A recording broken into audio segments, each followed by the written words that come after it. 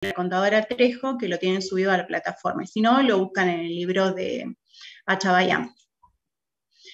Repasemos un poquito lo que eran las características de las haciendas públicas primero. Entonces vamos a ver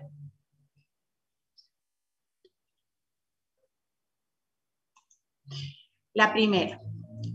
Por su duración, ¿cómo se clasifican las haciendas públicas? Las haciendas en general. Las haciendas pueden ser perdurables o transitorias si tomamos en cuenta una clasificación por cuánto duran.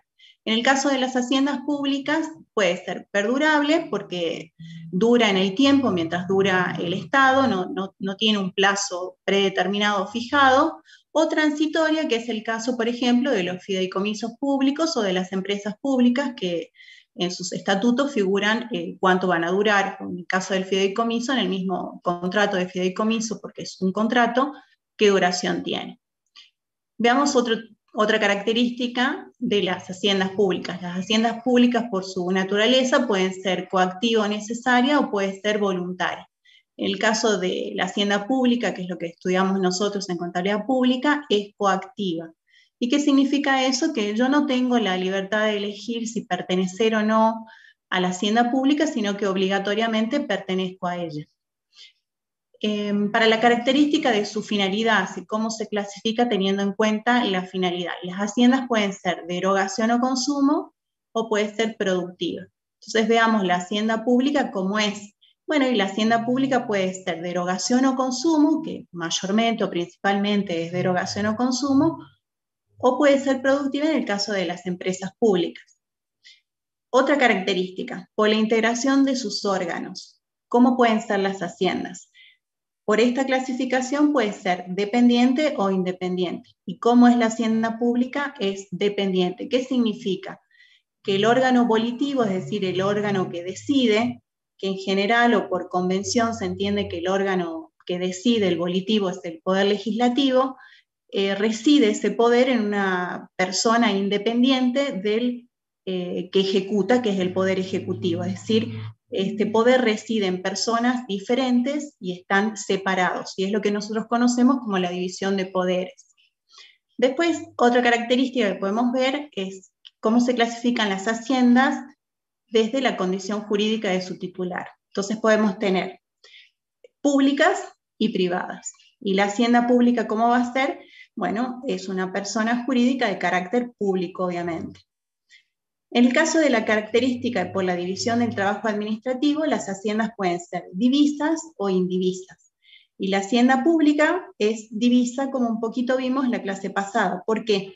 Porque junto a la hacienda central hay otras haciendas anexas, por eso decimos que están junto a la hacienda central, que eran estas haciendas anexas menores que podían ser de producción y de erogación. Entonces vamos a la pregunta en cuestión. La pregunta era, ¿qué diferencias encuentran ustedes entre las haciendas públicas y las haciendas privadas? Este cuadrito lo pueden ver de la contadora Trejo ahí en el documento de cátedra que les indiqué, y ella toma estas características para diferenciar lo que son las haciendas públicas de las privadas. Entonces veamos, por su naturaleza, la hacienda pública ¿cómo es? Bueno, la hacienda pública tiene una naturaleza jurídico-política que está enfocada a interpretar, es decir, tratar de captar cuáles son las necesidades públicas colectivas que demanda la sociedad y satisfacer esas necesidades públicas colectivas por la prestación de servicios públicos. Y en el caso de las privadas, ¿cuál sería la diferencia? Bueno, las privadas están concentradas en la producción de bienes y servicios y operan en el mercado, ¿sí? Y el principal objetivo que tienen es la obtención de resultados en términos económicos. ¿Para qué? Y para seguir existiendo y desarrollándose o creciendo. Otra característica que las diferencia es la finalidad. La finalidad en el caso de la hacienda pública es el bien común o el bienestar general. Y los entes se basan en el principio de legitimidad. ¿Qué quiere decir eso? Que se ordenan, actúan y se manejan dentro de un marco regulatorio, un marco jurídico. Y sus dirigentes son elegidos en primera instancia o en primera línea, quiere decir, por la voluntad popular, que es el voto. Y en el caso de las privadas, ¿cómo sería esta característica? Bueno, en la parte privada, en las haciendas privadas, la finalidad última que persigue siempre es la rentabilidad. y tiene muchas motivaciones, entre las cuales la principal es la económica. Vamos a otra característica que las diferencia, la división del trabajo administrativo. Ya habíamos dicho que en el caso de las haciendas públicas, la hacienda pública es divisa. ¿Por qué? Porque junto a la hacienda central tenemos otras haciendas menores, que pueden ser descentralizadas de consumo o descentralizadas de producción. ¿Y cómo sería esta característica de la división del trabajo en el caso de la hacienda privada? Pueden ser indivisas o divisas, ¿sí? Y cuando son divisas, se refiere a distintas unidades económicas de producción. En el caso de los tipos de relación con otras organizaciones, en el caso de la hacienda pública, las relaciones son de poder y el Estado tiene derecho a coacción, es decir, el Estado tiene derecho a obligar o a imponer, ¿sí? Por ejemplo, los impuestos.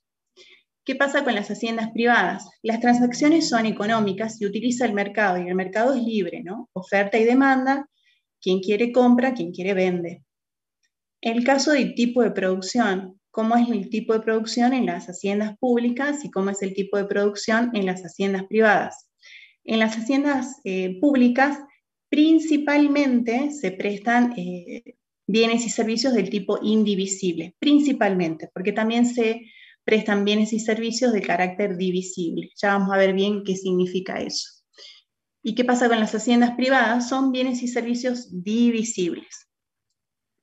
¿Qué pasa con la característica del financiamiento? ¿Cómo es el financiamiento en la hacienda pública y cómo es en la hacienda privada? En la hacienda pública, las haciendas públicas se financian por lo que esté aprobado en las leyes de presupuesto. Y en el caso de las haciendas privadas, por lo que puedan ingresar por las ventas de los bienes y servicios que producen. ¿Qué pasa con el comportamiento en las haciendas públicas y en las haciendas privadas? En las haciendas públicas el comportamiento tiene que ser dentro del marco normativo, que era un poco lo que habíamos hablado acá del principio de legitimidad. Después también dice que no siempre hay equilibrio entre poder, responsabilidad y la tarea. Quiere decir que a veces hay cargos importantes que no necesariamente están bien remunerados, por ejemplo, o son muy importantes pero no tienen tanto poder. Y como ya habíamos mencionado, es principalmente erogativa, no únicamente erogativa, sino que también es productiva, pero principalmente la hacienda pública es de carácter erogativo o de consumo. ¿Y qué pasa con la hacienda privada? Tiene una gran limitación que es la tecnología, es decir, impacta mucho el avance tecnológico en lo que son las haciendas privadas. En la producción se reflejan diseños de ingeniería, en lo que es líneas de producción, por ejemplo, y es esencialmente de carácter productivo, o sea, de bienes o de servicios, y no esencialmente erogativo, como es la hacienda pública. Después tenían otra segunda preguntita que decía si la hacienda pública es erogativa o productiva. Esta respuesta también la tenemos acá en el documento de cátedra número 2 de la contadora Trejo. Vamos a ver la respuesta. Yo les hice un pequeño resumen, arranca en la página 16. ¿Y a qué viene esta pregunta? Bueno, acá yo les puse un poquito cuál es el origen de la distinción o por qué nos hacemos esa pregunta o por qué indagamos sobre si es erogativo o productiva. Y bueno, acá viene el origen de la discusión. Las haciendas de producción se entendía que la riqueza era un medio para la obtención de nueva riqueza y como un fin para la respectiva entidad, es decir, un fin en sí mismo, obtener riqueza, cuyo propósito consiste en el lucro. Y se las llama por eso haciendas de lucro o empresas. De ahí venía de este origen lo de decirles haciendas de producción. ¿Y qué se entendía por haciendas de consumo? Cuando la riqueza es solamente un medio necesario para atender las especiales necesidades o finalidades del ente. Y en la hacienda del Estado sería la satisfacción de las necesidades colectivas. Entonces, en las de producción se entendía o se vinculaban con las empresas y la idea era obtener lucro para subsistir, remunerar el capital que se había invertido y continuar existiendo. Y en este caso, en las de consumo, la riqueza era considerada un medio para satisfacer necesidades públicas a través de la prestación de servicios públicos, no para obtener más riqueza. ¿Qué dice Achabayán sobre este tema? Él dice que las haciendas de producción tienen objeto de producir bienes o prestar servicios económicos para incorporarlos al mercado a través del cambio, o sea, del intercambio, para lograr el reintegro constante de los capitales invertidos y por regla general para obtener un lucro, es decir, es parecido a lo que vimos en la filmina anterior. ¿Y qué dice de las haciendas de erogación o consumo? Dice que la finalidad principal es la aplicación de los medios económicos, es decir, de los recursos obtenidos de cualquier fuente, ya vamos a ver que principalmente en el Estado son los impuestos, a la satisfacción de las necesidades humanas propias del ente al cual la hacienda corresponde. Bueno, depende de la hacienda que estemos hablando, será la competencia o finalidad que tenga, y de acuerdo a eso prestará tales o cuales servicios. En general, las funciones primitivas de lo que es el Estado es la prestación de servicios indivisibles. ¿Y qué son esos servicios indivisibles? Son aquellos que son no remunerables con precios, que esos son los divisibles, sino que estos indivisibles son los que se pagan o se financian por medio de los impuestos. Y él también clasifica un tercer tipo, que es una hacienda compuesta o hacienda mixta, que sería los que tienen características de esta y de esta. Concurren aspectos de hacienda de erogación y de producción. ¿Y qué dice Lepera sobre este tema? Él dice que la hacienda pública es productiva y dice que es una concepción, la contadora Trejo, analizando lo que dice Lepera, dice que esta concepción de decir que la hacienda pública es productiva es productivista y con un mero carácter instrumental. ¿Y qué quiere decir eso? Quiere decir que producen bienes y servicios públicos que son medibles en sus inputs y outputs, esto es, en lo que ingresa y en lo que sale. Ustedes se acuerdan ese dibujito que veían en principios de administración de la caja negra, ¿no? Que ingresan recursos o elementos de la producción, hay un proceso en el medio y luego se obtiene un resultado o un producto. Por lo cual su gestión puede ser evaluada en términos de eficacia, economía y eficiencia. ¿Qué quiere hacer Lepera con este concepto de hacienda pública productiva? Él lo que quiere es llamar la atención sobre el hecho que la hacienda pública es productora de bienes y servicios, que se incorporan al circuito económico general y que pueden ser medibles. ¿Y qué dice la contabilidad general sobre este tema? Bueno, la contabilidad general dice que las haciendas de producción son entes con fines de lucro y que las haciendas de erogación son entes sin fines de lucro. A modo de resumen de todo esto que estuvimos hablando y como para contestar la pregunta que nos hicieron, ¿no? Si es productiva o es erogativa.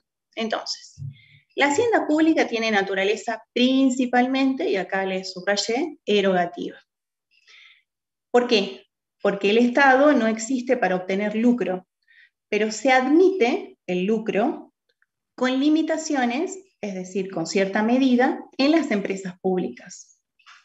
Es decir, que esta controversia es solo aparente, de si es erogativa o si es productiva.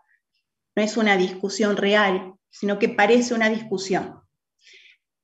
¿Por qué dice la contadora Trejo? Porque no es intención de quienes afirman que la hacienda pública es productiva el hecho de pensar que la finalidad del Estado es obtener un lucro. Y a modo de corolario, la concepción tanto de la hacienda pública como erogativa o productiva no es incompatible, es decir, ambas clasificaciones son válidas o ambas caracterizaciones son válidas.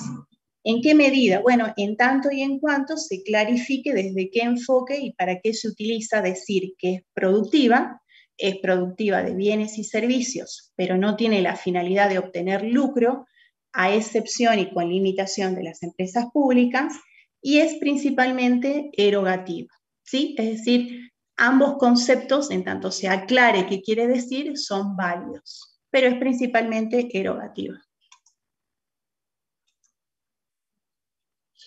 Luego tenían, y ya pasando al SAF, dos últimas preguntitas. La primera era, ¿cuál es la organización de un SAF?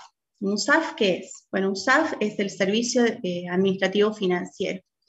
Para ver un poquito qué es un SAF y cómo se organiza y qué hace, vamos a ver este artículo 6 del decreto 1344, que es el decreto reglamentario de la Ley de Administración Financiera, la 24156. En la parte pertinente es un artículo bastante más largo, y que dice que los SAF, los Servicios Administrativos Financieros, son, uno, en cada jurisdicción o entidad, ya vamos a ver qué es jurisdicción y qué es entidad, los sistemas se organizarán, ya vamos a ver qué sistemas, y operarán dentro de un SAF, integrado a su estructura organizativa. Esto lo vamos a explicar ahora con ejemplos y distintos organigramas, pero yo lo que quiero que presten atención acá, que esta normativa que estamos citando es una normativa nacional, porque estamos hablando del decreto reglamentario de la 24156. Pero esto que vamos a ver es válido también para la provincia. Yo lo único que quiero que se acuerden es que la ley de administración financiera está sancionada a nivel nacional, pero que la provincia no tiene ley de administración financiera. Nosotros seguimos trabajando con ley de contabilidad, y la ley de contabilidad no habla de SAFs. Pero lo cierto es que si bien estamos sin ley de administración financiera, ya estamos trabajando como si la tuviéramos. Por eso tomamos esto, porque esto en la realidad en la provincia de Salta existe y es así, aunque no tengamos ley de administración financiera. Pero lo que yo quiero que sepan es que esto viene de la legislación nacional. Entonces veamos eso, esa explicación en forma gráfica de lo que decía ahí el decreto reglamentario. Decía, ¿no? En cada jurisdicción o entidad. Bueno, acá tiene una jurisdicción, la Sindicatura General de la Provincia. Dice que existirá un SAF integrando su estructura. Entonces, fíjense, acá tienen el organigrama de la sindicatura. El organigrama es la estructura de la sindicatura.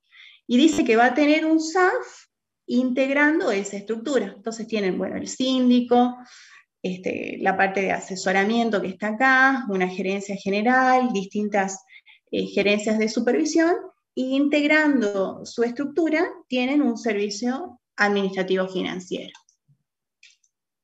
Veamos otro caso. Acá tienen otra jurisdicción, el Ministerio de Seguridad. Este es el organigrama del Ministerio de Seguridad. Bueno, esta es una parte porque no me entra todo. Y acá, integrando su estructura dentro de su organigrama con una planta de cargo que estará aprobada por decreto, con personal asignado, y después en un manual de misiones y funciones tendrán sus tareas designadas, tienen el Servicio Administrativo Financiero. Otro caso más, tienen otra jurisdicción, en este caso el Ministerio de Infraestructura, tienen una parte de lo que es la estructura de este ministerio, y ahí tienen el SAF del Ministerio de Infraestructura. Es decir, vimos como tres jurisdicciones distintas, en cada jurisdicción, y si ustedes bajan todos los organigramas van a ver que en todos está el SAF, o entidad existirá un SAF integrando su estructura organizativa, que es lo que vimos como ejemplo recién. Ahora dice, ese mismo artículo, que los sistemas se organizarán y operarán dentro de un SAF. ¿De qué sistemas está hablando? Está hablando de la organización interna de un SAF, es decir, ¿qué hay dentro de un SAF? Bueno, dice que los sistemas se organizan y operan dentro de un SAF. ¿Qué sistemas? Estos sistemas. La unidad operativa de tesorería, la unidad operativa de contabilidad, la unidad operativa de presupuesto, la unidad operativa de contrataciones. ¿Por qué? Porque estos son los sistemas de administración financiera, tesorería, contabilidad, presupuesto y contrataciones. Quiere decir que dentro de cada SAF operan una representación de cada uno de estos sistemas de administración financiera y les llamamos unidad operativa. Y fíjense, este es el SAF, que está a cargo de un administrador general, que en general es un contador, y tiene una unidad operativa, tendrá un jefe de contrataciones, uno de contabilidad, uno de presupuesto y uno de tesorería. El de tesorería se ocupará de las cuestiones de tesorería, el de presupuesto, el de contabilidad, y el de contrataciones, obviamente. Veamos otro ejemplo. acá tienen cómo es o cómo se estructura adentro un servicio administrativo financiero, en este caso el de la Secretaría General de la Gobernación. Tenemos un administrador general, que es un contador, como les dije, todo este SAF está integrando la estructura de quién, de la Secretaría General de la Gobernación, y dentro del SAF se organizan y operan los distintos sistemas de administración financiera. Contabilidad, presupuesto, tesorería, contrataciones, y en este caso también tenemos la parte de patrimonio. La última pregunta, creería que es para esta parte teórica, es ¿qué funciones cumple un SAF? Veamos entonces. Una de las funciones que hace un SAF, este Servicio Administrativo Financiero, que vieron que es una oficina con carácter de dirección general, que está a cargo de un contador y que tiene estas unidades operativas adentro y que existen en cada una de las entidades y jurisdicciones, se va a dedicar al cumplimiento de las políticas, normas y procedimientos que hayan emitido los órganos rectores, que ya vamos a ver quiénes son los órganos rectores del sistema de administración financiera. ¿Qué otra cosa más van a hacer estos SAF? Van a ser de apoyo administrativo de las máximas autoridades del organismo. ¿Y qué es esto de las máximas autoridades del organismo? Y bueno, si habíamos dicho que dentro de cada una de las entidades y jurisdicciones iba a funcionar un SAF, y habíamos visto de la sindicatura, de infraestructura y del Ministerio de Seguridad, y bueno, la máxima autoridad ¿de quién? De la sindicatura va a ser el síndico, la máxima autoridad del Ministerio de Seguridad va a ser el ministro de Seguridad, la máxima autoridad del Ministerio de Infraestructura va a ser el ministro de Infraestructura, es decir, ¿a quién le dan apoyo administrativo? Y bueno, en este caso al ministro, al síndico, ¿sí? Si fueran entidades, por ejemplo, una entidad descentralizada, seguramente sería el presidente de esa entidad. ¿Qué más hace el SAF? Va a elevar a las autoridades superiores de las jurisdicciones y entidades de las cuales forma parte el SAF. ¿Qué le va a elevar? Para que decida, analice, estudie, decida, le va a elevar los documentos que consoliden proyectos de asignación y reasignación de recursos presupuestarios. Bueno, ¿y esto qué significa? Y bueno, esto cuando están armando el presupuesto del ministerio, de la sindicatura o de la entidad descentralizada de la cual se trate, el proyecto de presupuesto que van a presentar para el próximo año. Esto significa.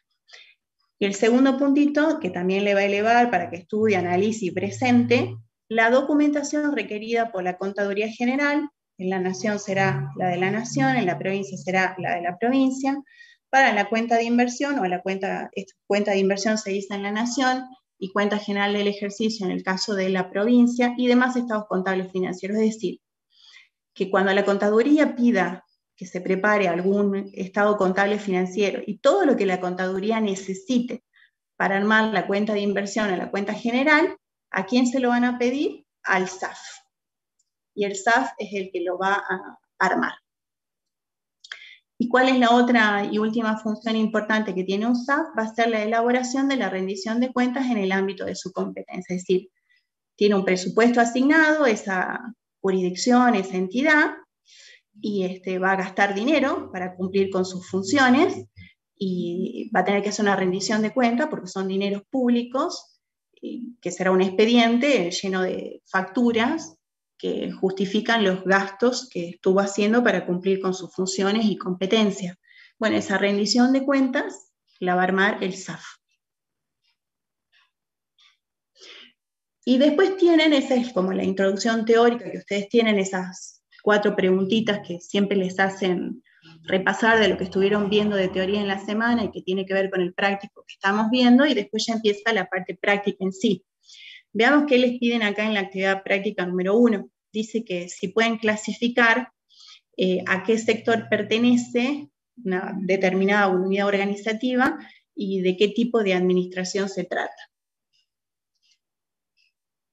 Veamos entonces. Este cuadrito, que yo le saqué una foto del libro de la contadora Trejo y se las pegué acá, es el mismo que vimos la clase pasada, que había una relación entre cómo se organiza el Estado, que es de aquí para aquí, y qué tipo de hacienda le corresponde a este tipo de organización, que esto es aquí, de este lado, qué hacienda pública es, y acá a qué tipo de organización administrativa le corresponde. Este cuadro lo pueden ver en el libro de la contadora Trejo, en la página 62, de todos modos es el mismo que habíamos visto en la clase pasada, solo que este está sacado como fotografía del libro. Bueno, el punto es que este cuadro, ¿qué quiere decir? Bueno, que el Estado, para ejercer sus funciones, se puede organizar de una manera administrativamente, ¿no? De una manera estatal o directa y de una manera paraestatal o indirecta, ¿sí? En la organización administrativa estatal puede ser centralizada o puede ser descentralizada. Y vamos a ver ahora ejemplos de cada una de estas y características de cada una de estas.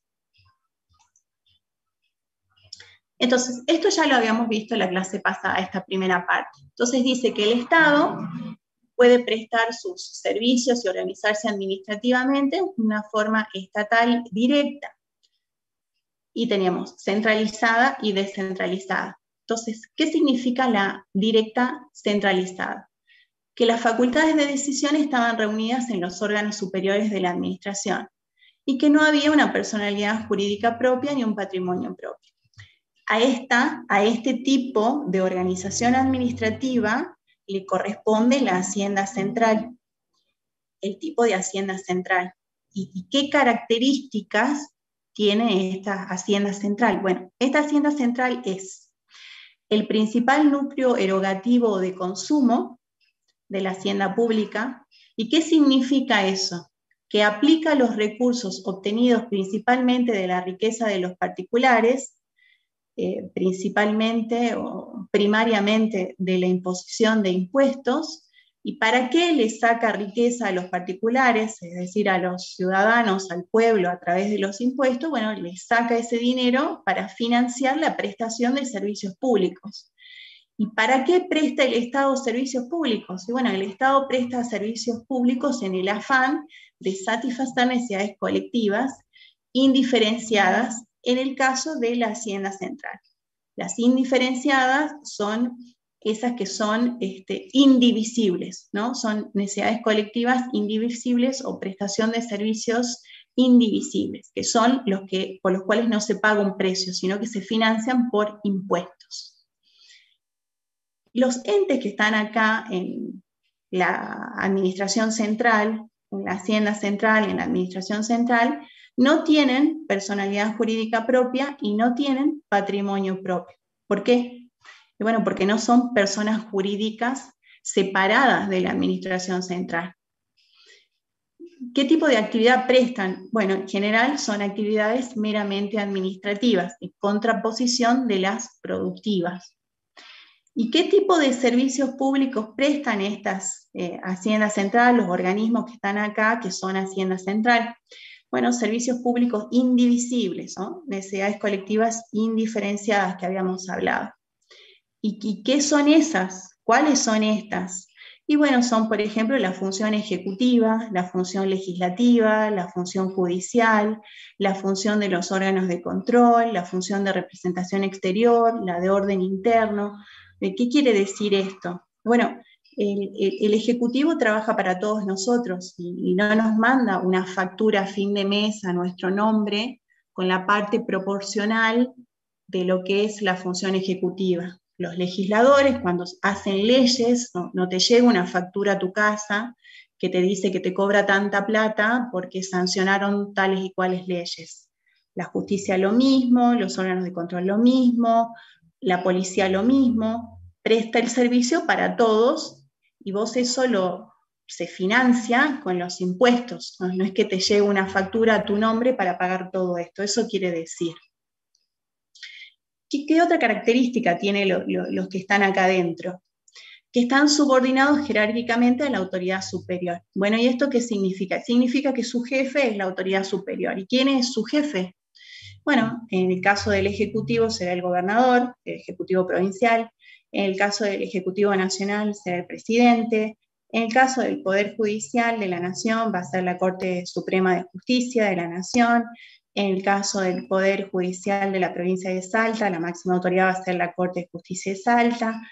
En el caso de otros órganos del Estado, va a ser, por ejemplo, el presidente del Tribunal de Cuentas. Y en general, como ejemplo, uno podría decir que acá están comprendidos los tres poderes del Estado y los otros órganos del Estado. ¿Estos cuáles son? El Ejecutivo, el Legislativo y el Judicial, con la función ejecutiva, legislativa y judicial. Y esto de otros órganos del Estado, ¿cuáles son? Bueno, en general es el Ministerio Público y órganos de control, en general. Entonces, ahora veamos algunos ejemplos concretos. En la filmina anterior vimos qué características tiene, y con esas características deberíamos poder identificar, cuando nos dan un ejemplo, si corresponde o no a esta hacienda. Pero para que nos quede más claro, podemos ver algunos ejemplos concretos de Hacienda Central. Entonces, todos los ministerios van a ser Hacienda Central. Acá les puse dos de ejemplos: seguridad, salud pública. Todas las secretarías van a ser Hacienda Central. Por ejemplo, la Secretaría de Obras Públicas, la Secretaría de Tierras y Bienes del Estado. Todas las subsecretarías van a ser Hacienda Central. Por ejemplo, la Subsecretaría de Políticas Penales. Todas las direcciones generales van a ser Hacienda Central. Por ejemplo, un SAF. Un SAF tiene rango de dirección general. Por ejemplo, el SAF que vimos, el SAF del Ministerio de Seguridad. Otra que es dirección general es la Dirección General del Boletín Oficial. ¿Quién más va a ser Hacienda Central si les toca clasificar? Y en general, todas las direcciones. El Boletín Digital y Modernización tiene un sector a nivel de dirección que se llama de esta manera. ¿Qué más? Los departamentos. Por ejemplo, el Departamento Jurídico de la Secretaría Legal y Técnica. Otro más que va a ser una unidad organizativa que va a ser Hacienda Central, van a ser los programas. Por ejemplo, el programa de registro técnico de la Secretaría de Tierras y Bienes del Estado. ¿Algún ejemplo de otros órganos que habíamos visto en la filmina anterior? Bueno, el Ministerio Público, el Tribunal de Cuentas de la Ciudad de Salta, pueden ser ejemplos de lo que es Hacienda Central. Y después habíamos dicho que principalmente eran los tres poderes del Estado y los otros órganos. Y algún ejemplo de poderes del Estado, bueno, acá pusimos el legislativo, con su Cámara de Senadores y su Cámara de Diputados. Entonces, todos estos son ejemplos de Hacienda Central. Ustedes van a hacer el paralelismo de esto con los otros ministerios, con las otras secretarías, con las otras subsecretarías, direcciones generales, ¿sí? Esto les sirve para darse una idea, para clasificar al resto. Bueno, y ahora veamos lo de desconcentración. Esta parte ya la habíamos visto en la clase pasada, y habíamos dicho que se producía la desconcentración, que es un concepto del derecho administrativo, cuando se atribuyen partes de competencia o atribuciones, es decir, lo que yo puedo hacer como órgano, lo que estoy autorizado a hacer dentro de lo que es el principio de legitimidad, a órganos inferiores, pero siempre dentro del mismo ente estatal. Y habíamos hecho este dibujito. El ente estatal sería A, que sería el triángulo, y este rectángulo rojo sería el órgano desconcentrado, ¿sí? Le dimos algunas competencias a este rectángulo que está dentro de este organismo triángulo A, para que se maneje con mayor libertad, pero sigue estando dentro de la misma entidad, ¿sí? Por lo tanto, carece de personería jurídica propia y de patrimonio propio, porque sigue estando dentro de A, y en general son todos regímenes especiales. Ahora no les dice mucho esta palabra, pero cuando veamos los ejemplos se van a dar cuenta a qué nos referimos. Y acá tenemos algunos ejemplos de lo que son organismos desconcentrados, por si les toca alguno para clasificar. Todo lo que es militar, todo lo que es policial, y todo lo que es seguridad y lo que es penitenciario, en general va a tener régimen especial. Ustedes saben, se jubilan antes, por ejemplo, aportan menos años, a eso se refiere con regímenes especiales, tienen regímenes especiales en horarios de trabajo, por ejemplo. Y acá tienen los ejemplos, y en general son todos estos que yo les digo, de la parte militar, parte policial y del servicio penitenciario. Entonces tienen la Policía Federal Argentina, es un organismo desconcentrado, la Policía Provincial de Salta, la Dirección General de Rentas de la provincia es desconcentrado, el Servicio Penitenciario de la provincia es desconcentrado, la Dirección Nacional del Servicio Penitenciario Federal es desconcentrado, el Estado Mayor Conjunto de las Fuerzas Armadas es desconcentrado, Gendarmería Nacional es desconcentrado, Policía de Seguridad Aeroportuaria, la PSA, es desconcentrado. Como ven, respeta bastante esto de regímenes especiales y lo que yo les digo de la parte de seguridad. Teníamos entonces centralizada, desconcentrada, y después teníamos que yo podía organizarme como Estado administrativamente en forma directa, que era centralizada, o en forma directa, descentralizada. Y acá tocábamos el concepto de descentralización, que también es un concepto del derecho administrativo. Esta parte ya la habíamos visto en la clase pasada. ¿Y qué era la descentralización? Bueno, es cuando se confieren atribuciones, competencias, es decir, qué puede hacer un órgano, públicas, en forma regular y permanente a entidades dotadas de personería jurídica propia y patrimonio propio. Y convierten en divisa la hacienda del Estado. Era eso de que la hacienda pública, que vimos al principio como característica, que era divisa, porque junto a la hacienda central habían otras haciendas anexas menores, que son estas, las descentralizadas. Y gráficamente lo veíamos así. Esta es una entidad, y le habíamos otorgado a este rectángulo verde personalidad jurídica propia y patrimonio propio, y ya estaba fuera, existía por sí mismo al margen de B, ¿sí? Y veamos algunas características entonces de estas haciendas descentralizadas, cómo son, qué características tienen.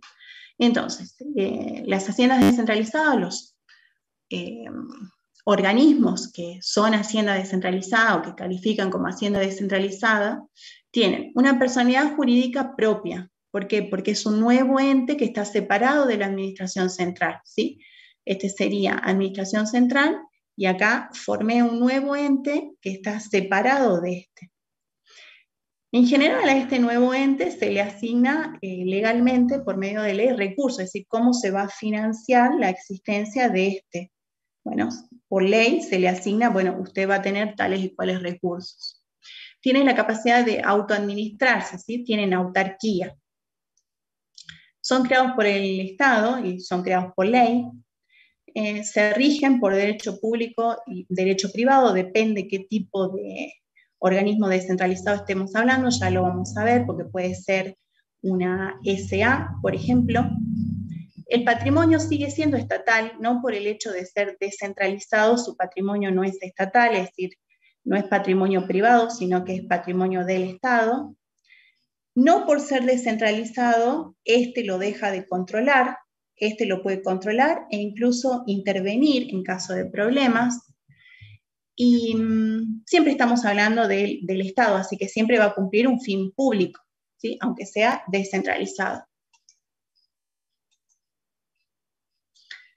Ahora, dentro de estas haciendas descentralizadas tenemos distintos tipos. Bueno, ¿y qué tipos son esos? Tenemos una hacienda descentralizada anexa de erogación o de consumo. ¿Y estas cuáles son?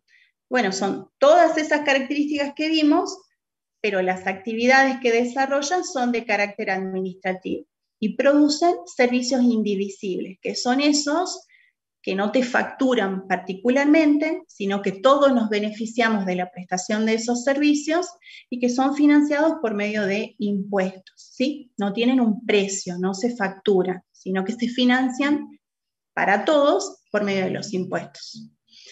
Después tenemos de estas mismas descentralizadas, que son anexas porque hacen divisa a la hacienda pública, pero ya no de erogación. Tenemos otras que son de producción. ¿Y estas cuáles son?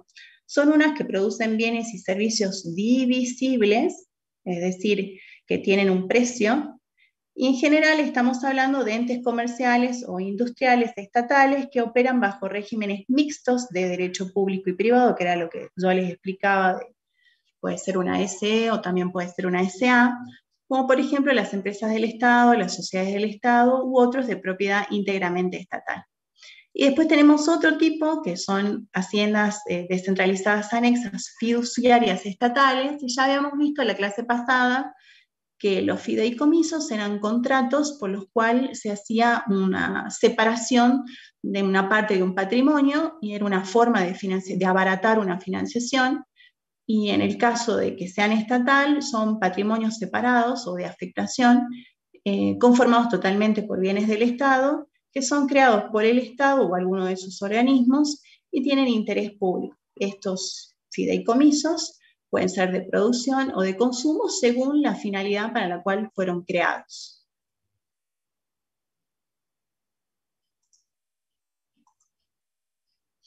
Y acá tenemos algunos ejemplos, ¿no? De la primera, de estos haciendas descentralizadas, estas de consumo, y de las haciendas descentralizadas, estas de producción.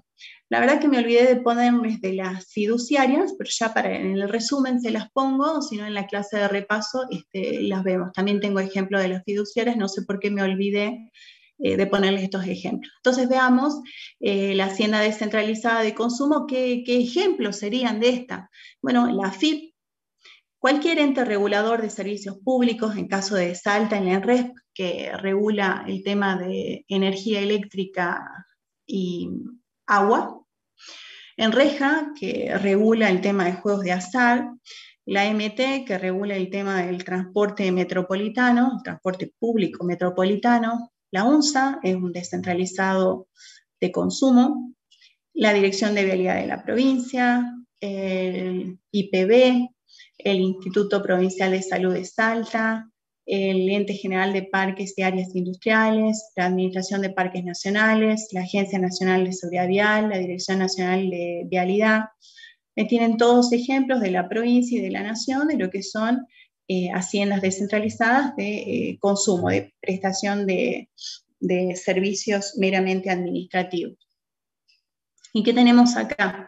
Ejemplos de hacienda descentralizada, pero ya de producción. ¿Y cuáles son esas? ¿No? Son las empresas públicas. Bueno, entonces tienen el Centro de Tomografía Computada, Sociedad del Estado, tienen el Teleférico de Salta, que es Sociedad del Estado, tienen el Centro de Convenciones de Salta, Sociedad del Estado. Estas son las que decíamos que prestan servicios divisibles. Y ustedes me preguntan, y bueno, ¿cómo sería el caso? Suponte vos, aplicado acá al Centro de Convenciones, eso de los servicios divisibles de lo cual usted está hablando. Bueno, si ustedes quieren, van y alquilan, por ejemplo, el Centro de Convenciones porque tienen un congreso médico, y bueno, al que alquila le van a hacer una factura por el alquiler y va a alquilar las instalaciones del Centro de Convenciones, a eso se refiere. Otro que es descentralizado de producción es el tren a las nubes, ustedes se compran un ticket y se suben. Educar Sociedad del Estado, que este es nacional, la empresa argentina de soluciones satelitales ARSAT, la Sociedad del Estado Casa de la Moneda, Tandanor, que es el que arreglaba los submarinos y otras naves. Hay muchas chilenas que van acá a Tandanor a que se hagan arreglar, y otras nacionales, y se les cobra por arreglar las naves. TELAM, Sociedad del Estado. Acá tienen entonces provinciales, tienen hasta acá, ¿no? Esta es nacional, este es nacional, este es nacional, este es nacional, y esta que está acá, PAN Solidario, Sociedad del Estado, que es una forma de constituir una empresa pública. Esta es uno de los pocos ejemplos de empresas públicas de nivel municipal. Esta es de la municipalidad de la ciudad de Salta. Bueno, entonces habíamos dicho hasta aquí, ¿no es cierto?, que el Estado se podía prestar sus servicios. Sí, termino y después me preguntan. Podía tener una organización que era estatal y una paraestatal. Hasta aquí vimos la estatal, que podía ser descentralizada y centralizada.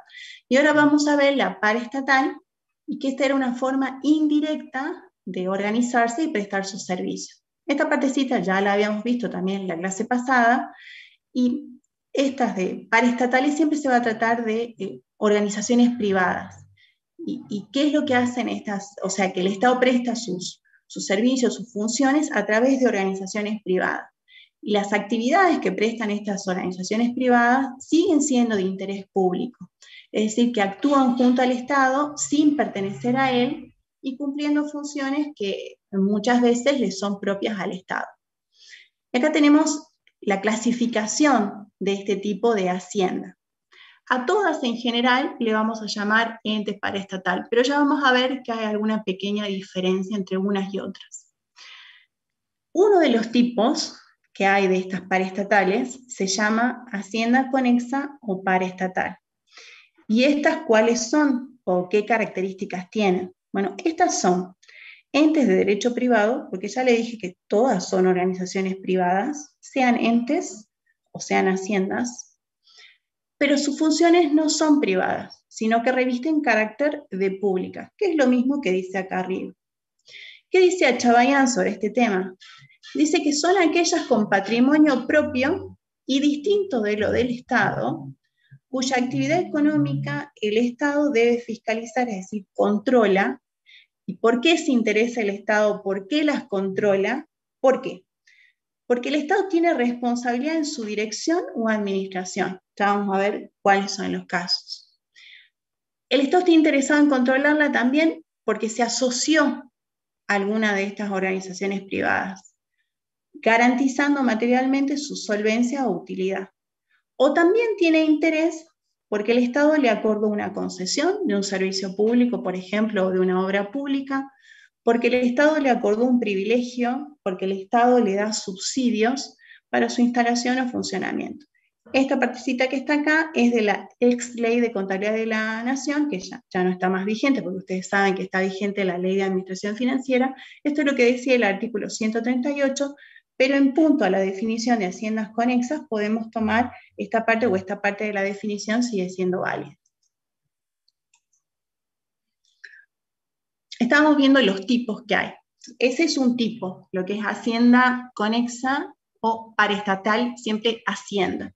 Después tenemos una que la contadora Trejo llama hacienda privada con funciones conexas al Estado, que son los entes paraestatales propiamente dichos. O sea, no hacienda, sino ente paraestatal. ¿Y estos cuáles son? Son organizaciones privadas, porque ya le dije al principio en la primera filmina, si ven, todas son privadas, que prestan actividades de interés público, que también lo vimos en la primera filmina, y son válidos para los dos tipos, haciendas y entes. Pero ¿qué pasa con estos? Acá no hay responsabilidad en la dirección por parte del Estado, no hay asociación, no hay concesión, no hay privilegio, no hay subsidio, etc. ¿Y estas cuáles son? Son unas que el Estado ha delegado el cumplimiento de ciertas funciones que le son propias al Estado, pero el Estado dice, no, esta función se va a ocupar usted y no yo. Y la última clasificación o tipo que hay son las fiduciarias, en este caso paraestatales. Las que vimos al principio eran estatales, estas son paraestatales porque ya estamos en la parte de haciendas privadas paraestatales. ¿Y estos qué son? Son fideicomisos mixtos, es decir, con hacienda privada y hacienda estatal. Bueno, hasta aquí vamos a llegar esta clase y la próxima clase vamos a seguir con ejemplos de estas haciendas conexas o paraestatales, de las haciendas privadas con funciones conexas al Estado y el resto del práctico. Ahora sí, si tienen dudas que no me hayan escrito al chat, ya saben que en la semana solo me escribió una chica, me pueden escribir aquí para consultas y yo después junto todas las consultas del chat que he estado grabando, más las que me hayan llegado al correo. En esta semana solo llegó una sola consulta y sobre el final de la semana, y yo reúno todo, las contesto y se las mando a todos. Bueno, ahora sí, veamos qué escribieron o qué me quieren decir. Bueno, dice, profe, ¿cuándo es el primer parcial? No me acuerdo, la verdad no tengo el cronograma a mano, pero es después de ese receso de mayo, como de 2 semanas que hay, ¿sí? Ya para la próxima clase yo me voy a acordar que está esta pregunta acá y cuando haga el compendio de dudas y consultas y se los mande por mail, acá también les contesto cuándo es el primer parcial.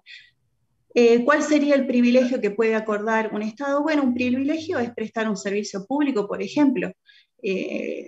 Las concesiones, por ejemplo, ahora se vence una concesión de todo lo que es la parte vial de lo que es el Paraná, y es un negocio enorme, ¿sí? Entonces, es un privilegio tener, aparte de participar en una licitación, tener esa concesión. Después, ¿qué dice? ¿Cuál sería un ejemplo de fideicomiso de consumo? Bueno, los ejemplos de fideicomiso me olvidé de ponérselos, después se los voy a poner, pero un fideicomiso de obra en general es el que se usa para la parte pública, y por ejemplo la circunvalación este y oeste se hicieron todas con fideicomisos públicos en Salta.